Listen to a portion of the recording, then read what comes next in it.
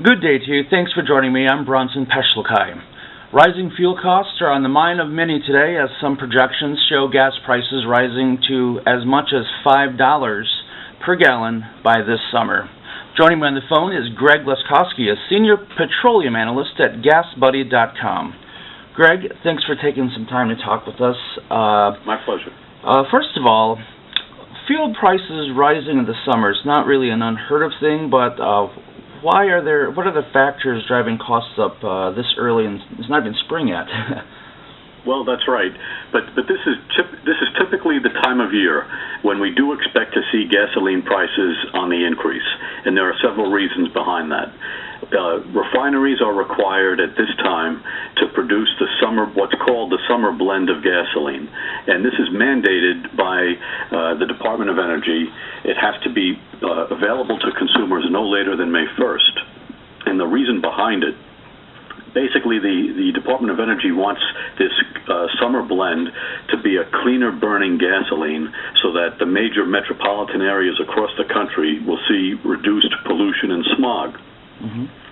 In order to do that, in order to have that summer blend ready, basically all the refineries across the country are involved in the same process at the same time.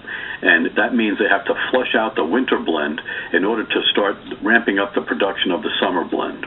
And even before they can do that, they typically schedule a lot of maintenance issues in January and February before they start that production. So it does create a tightness in the available supply of gasoline. And the summer blend is also a more expensive product to produce. So needless to say, those added costs are built into the price that you pay at the pump, and that's why we see gasoline prices go up every spring. It's like clockwork. Okay.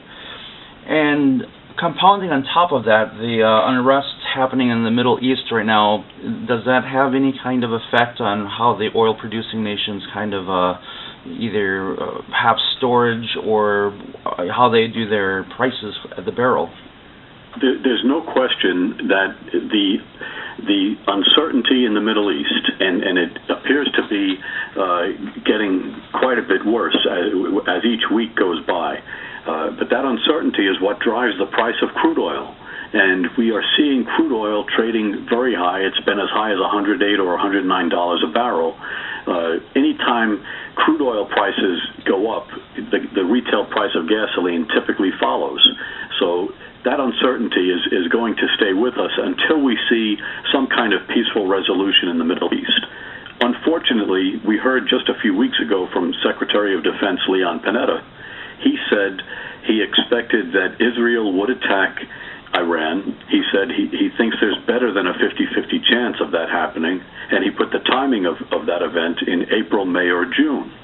Now, at the same time that he did that interview with 60 Minutes, he also quoted from an intelligence report in which he cited an unnamed civilian oil analyst who said that if Iran or Israel were to engage in a military conflict, that would result in crude oil spiking to $200 a barrel, if not higher. So given the fact that Secretary Panetta has basically handicapped the situation in such a manner, it really is not surprising that we're seeing an awful lot of money, a lot of speculative investment getting pumped into crude oil, and most of those bets are on the likelihood that things are going to get worse. Okay. All right. Obviously a big issue that will take a lot of time to discuss. Let me move on to another question here. We're college students here, like everyone else, concerned about our wallets, and also I'm presenting this to my economics class. So could you explain the current fuel economy and supply and demand economics and how that all plays right now? That's a good question, because it's interesting to also understand the disconnect between current gasoline prices and supply and demand economics. Most people would think that if gasoline prices go up year after year, that must mean U.S. consumption of gasoline is going up year after year, over the same time. Mm-hmm. And they couldn't be more wrong if that was what they believed. Over the last 10 years, U.S. consumption of gasoline has steadily decreased, and there's a number of reasons why. Basically, we're driving more fuel-efficient vehicles, so if we are driving the same number of miles year after year, and we're driving more fuel-efficient vehicles, that means we're consuming less gasoline. Secondly, because of the weakness of the U.S. economy, especially in the last 4 years, that means more people who have either left the job market or more people who are unemployed translates into people who don't have to commute to work. That means less fuel consumption. But for whatever reason, we've seen a decrease in consumption, and yet year after year, we are seeing gasoline prices rising steadily. And let me just give you a couple of numbers to illustrate the point. Okay. Back in July of 2008, we saw gasoline prices, in 2008 is an interesting year because there are a lot of parallels between 2008 and 2012, not the least of which is the fact that they're both election years. But in 2008, we saw a run-up in crude oil prices. It was due to the weakness of the U.S. dollar. There was a lot of speculation pumped into crude oil. That pushed gasoline prices way up. We saw a U.S. record set on July 15th, 2008, when the national average price of gasoline was $4.12 a gallon. But because of the weakness of the economy basically tanked. And on the last day of the year of 2008, just 6 months after the record price at $4.12 a gallon, the national average price of gasoline was $1.61. A lot of people are stunned to hear that they think that's ancient history when they hear that number. But that's what it was. On the last day of the year of 2008, the U.S. average was $1.61.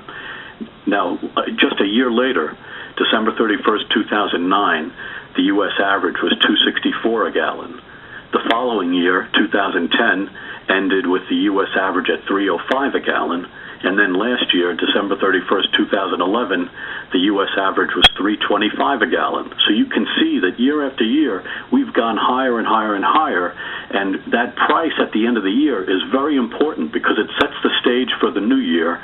And as I said before, every spring we know we're going to see gasoline prices go up significantly.